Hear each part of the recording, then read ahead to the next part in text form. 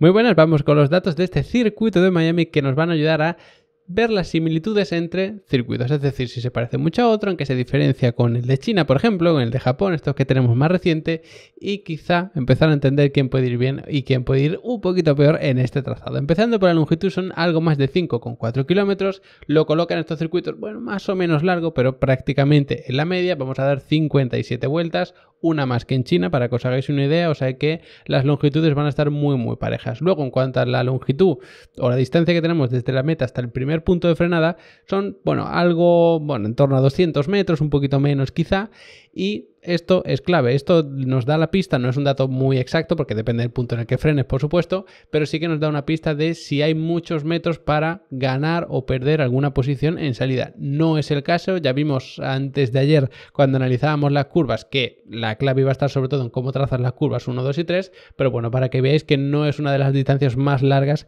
hasta la primera curva, que es un dato especialmente clave en la salida. Y hablando de curvas, precisamente tenemos 19, son bastantes curvas realmente. Como veis, en la línea vertical discontinua turquesa que tenemos, eso sería la media, pues está un poquito por encima. Además, si lo contextualizamos con la longitud, que sí que era quizá tirando a largo, seguimos teniendo un circuito de bastante densidad. Tenemos 3 curvas y media por cada kilómetro de circuito. Por lo tanto, en contexto son bastantes más que en el circuito de China. Lo que pasa es que tenemos una serie de curvas que veíamos también ayer y antes de ayer, que son desde la 11 hasta la 16, que son curvas muy cerradas, muy juntitas entre ellas. Entonces, bueno, ya veremos datos sobre los metros que vamos en recta y demás, pero bueno, para que os hagáis una idea de la densidad de curvas que tenemos por cada kilómetro de circuito. Y en cuanto al reparto de curvas, está muy desequilibrado y muchas más curvas hacia la izquierda que hacia la derecha, como podéis ver. De hecho, si quitamos de la ecuación estas curvas que son como si no existiesen, seguimos teniendo bastantes más curvas hacia la izquierda, tanto de velocidad lenta, que ahí especialmente tenemos más hacia la izquierda, como de velocidad media, que aquí sí que estamos un poquito más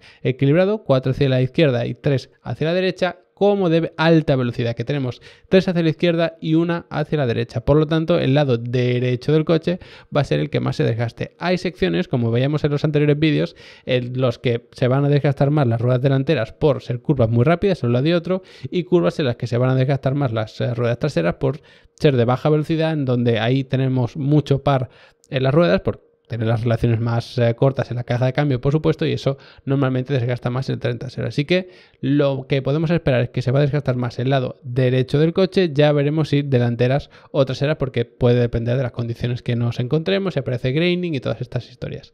En cuanto al número de frenadas, tenemos muy pocas, son 6 frenadas, son poquísimas, pero ojo, la mitad son muy fuertes.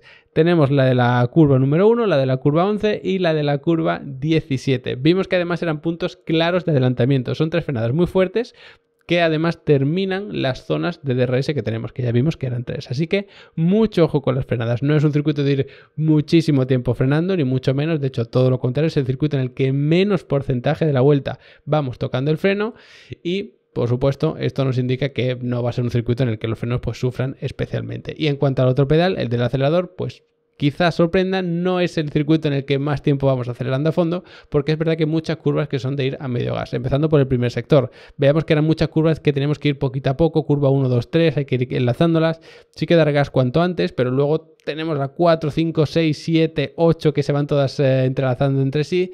Eso complica bastante y hay que ir jugando muchísimo con el acelerador. Una vez más, uno de estos circuitos en los que vamos ahí a medio gas mucho tiempo, como tenemos en China, sobre todo en alguna zona del trazado, y por supuesto también en el circuito de Japón. En cuanto al porcentaje de vuelta que vamos en la última marcha, que nos da la pista de cuán importante va a ser el drag, es muy alto, es mucho porcentaje de vuelta en octava marcha, sobre todo por las dos enormes rectas que tenemos, y claro, eso hace que el drag sea absolutamente crítico. Esto lo analizaremos mejor mañana cuando hablemos de los reglajes, ya terminemos definitivamente el análisis al circuito de Miami, pero para que vayáis entendiendo un poco por dónde va la historia. Y ya para terminar, en cuanto al giro de volante, pues fijaos que no tenemos mucho porcentaje de la vuelta totalmente recto, que quizá también lo podíamos esperar, pero claro, la primera recta larga que tenemos realmente incluye las curvas 9 y 10, entonces recto no vamos, son curvas muy largas pero realmente muy abiertas, entonces vamos mucho tiempo con un poquito de giro, por lo tanto no vamos tanto tiempo con el volante recto como puede ser en el circuito de Las Vegas o en Monza, ¿no? Que son como los dos grandes circuitos en este sentido. Y hay otro dato interesante que es el giro absoluto medio, es decir, sin importar que sea a izquierda o a derecha la curva, cuánto es la media de lo que se está girando. Salen unos 28 grados y esto no lo sitúa ni en los circuitos de mucha recta, como podía ser pues lo que decía Monza, Las Vegas y demás, y tampoco en el otro extremo, que serían pues circuitos como Hungría, como Mónaco y demás. Así que tened esto en cuenta. Es un circuito que está relativamente bien equilibrado porque tenemos zonas de todo, pero mañana veréis cuando hablemos de los reglajes como la carga aerodinámica va a ser bastante bajita precisamente para fomentar el rendimiento en recta. Y ya sabéis que si queréis saber más tanto de reglaje como de aerodinámica, como de Fórmula 1, de pilotaje, de telemetría, de lo que queráis que tenga que ver con automovilismo, tanto real como virtual, tenéis Level Up Academy, que por 15 euros al mes aprenderéis todo lo que queráis. De verdad, desde la base hasta profundizar todo lo que queréis, porque incluso si encontráis algo de lo que no hay un curso, que ya es complicado porque hay 50, me lo podéis pedir y decir, oye, me gustaría tener un curso más profundo de esto en concreto, una masterclass con ejemplos de esto que hemos visto en este curso, lo que queráis, me lo proponéis y yo, en cuanto pueda, lo saco. Así que no tenéis excusa. Además tenéis incluido los setups para Sim Racing, las descargas, el soporte para las dudas, los certificados, es que está todo. Así que echadle un buen vistazo. Como siempre, gracias por haberos quedado hasta el final del vídeo y nos vemos mañana hablando de los reglajes en este circuito de Miami para terminar ya por fin la previa.